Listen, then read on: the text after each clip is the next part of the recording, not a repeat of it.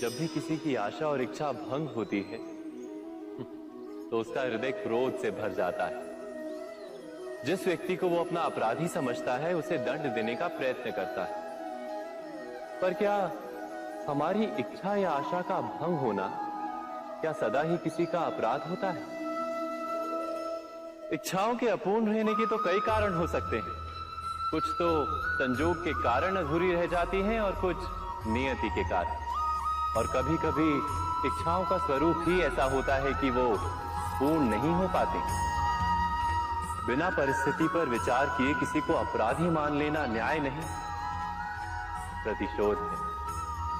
न्याय का आधार तो दया है, करुणा है, और प्रतिशोध का आधार क्रोध, अहंकार। अर्थात हृदय में करुणा धारण किए बिना किसी के अपराध के विषय में विचार करना, किसी को दंड देना क्या अपने आप में ही अन्याय नहीं? भविष्य के आधार पर सब आज का निर्णय लेना चाहते हैं।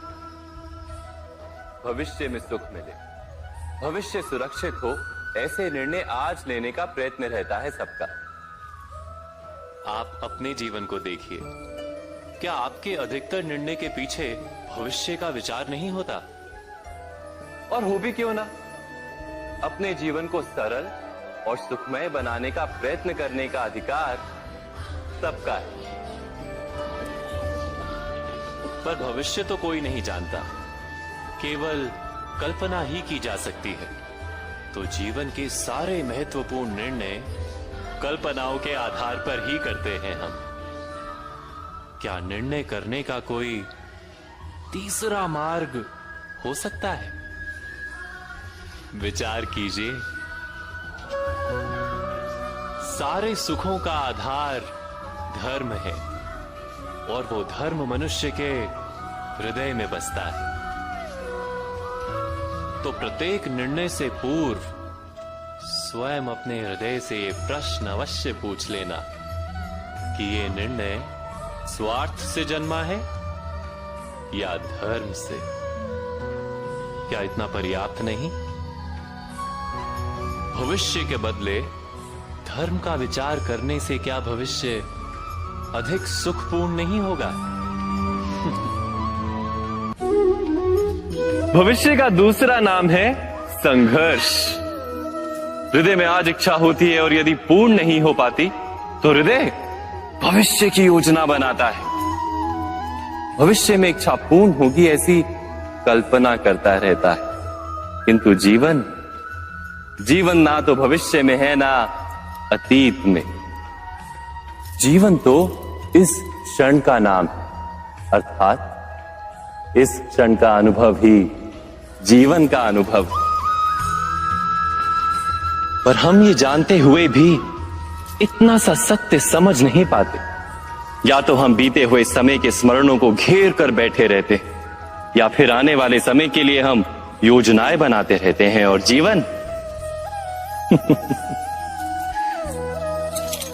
जीवन बीत जाता है। एक सत्य यदि हम हृदय में उतार लें कि ना हम भविष्य देख सकते हैं, ना ही भविष्य निर्मित कर सकते हैं, हम तो केवल धैर्य और साहस के साथ भविष्य को आलिंगन दे सकते हैं, स्वागत कर सकते हैं भविष्य का। तो क्या जीवन का हर पल जीवन से नहीं भर जाएगा? सबके जीवन में ऐसा प्रसंग अवश्य आता है कि सत्य कहने का निश्चय होता है हृदय में, किंतु मुख से सत्य निकल नहीं पाते।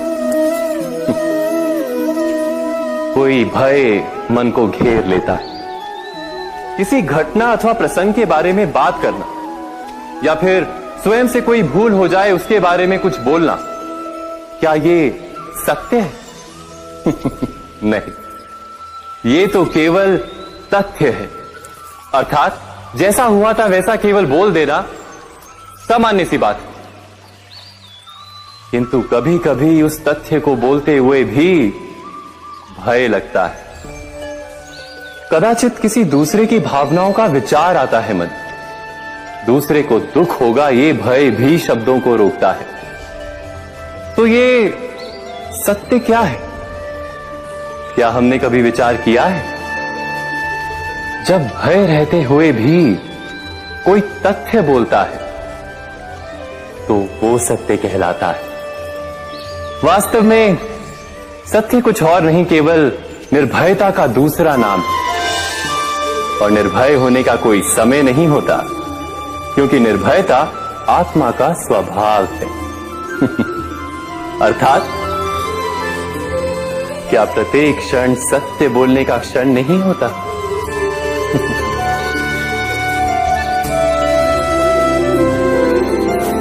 स्वयं विचार कीजिए।